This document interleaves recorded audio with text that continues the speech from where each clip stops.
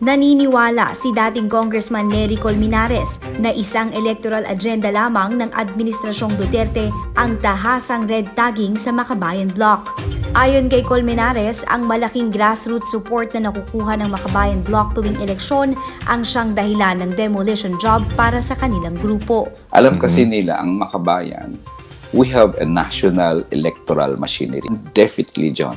Kakampanya kami sa 2022 laban sa presidential candidate ni President Duterte. So, pag ma-disqualify kami, ma-paralyze na yung electoral machinery. At may dagok din yun, syempre, sa oposisyon. So, ang red tagging is nothing more than electioneering by this government long before the 2022 elections. Dagdag pa niya, nagpapatuloy ang isyu ng insurhensya sa bansa dahil sa pagsasawalang bahala ng gobyernong masolusyonan ang kahirapan, kawalan ng hustisya at diskriminasyon na siyang ugat ng gera. Alam mo, yung tao, John, hindi naman aakyat ng bundok yan dahil trip niya eh. Parang, trip. Di ba?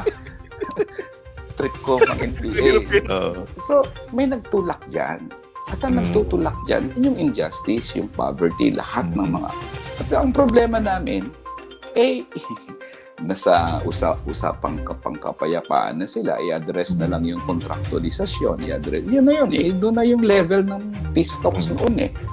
Biglang nag-cut yung gobyerno ng peace talks, malaking tulong yun eh.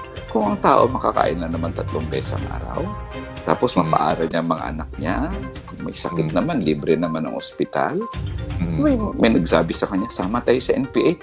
Sabihin niya, kaganda-ganda ng buhay ko, ba't ako sasama doon? Di ba?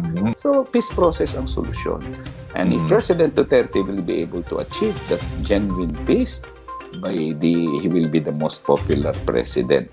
Binigyang diin din ni Colmenares na hindi mabibigyang solusyon ng red tagging ang mga isyong ito.